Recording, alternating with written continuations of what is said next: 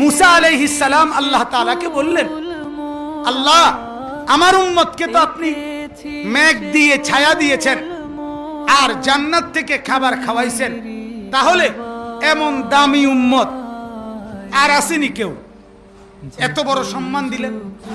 আল্লাহ তাআলা বললেন, মুসা কি বললা, কি বললা, এটা কি বললা?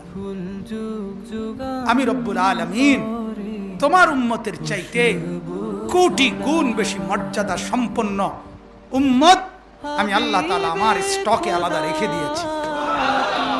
আমি এমন এক উম্মত রাখছি যে উম্মত জমিনে যদি বলে তো আরশে আজিম থেকে আমি রব্বুল আলামিন জবাব দেই। আমি এমন এক উম্মত বানায় রাখছি যে উম্মত পাহাড়কে বললে পাহাড় হেলে যায়। আমি এমন উম্মত বানায় রাখছি যে উম্মত বাঘের কানে কানে কথা বললে বাঘ রাস্তা থেকে সরে যায়। আমি এমন উম্মত বানায় রাখছি যে উম্মত ঘোড়া নামায় দিলে নদীতে ঢেউয়ের মধ্যে নদীর ওই পারে পানির মধ্যে চড়ে ঘোড়া পার হয়ে যায়। আমি সেই উম্মত তো আমার স্টকে রাখছি।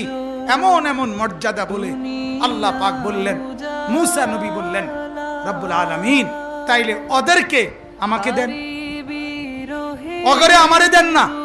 আল্লাহ তাআলা বললেন, না মুসা, এটা আমার আখেরি বন্ধুর জন্য আমি রাখছি। আখেরি আমরা সেই আপনি শুনতেছেন, এই শুনতেছেন, আপনি আমি সেই মানুষ, আমি সেই যাকে মুসা নবী পেতে চেয়েছিল, আল্লাহ তাআলা দেয় নাই। আল্লাহ তাআলা বলছেন, না দেব না, আমার বন্ধুকে দেব।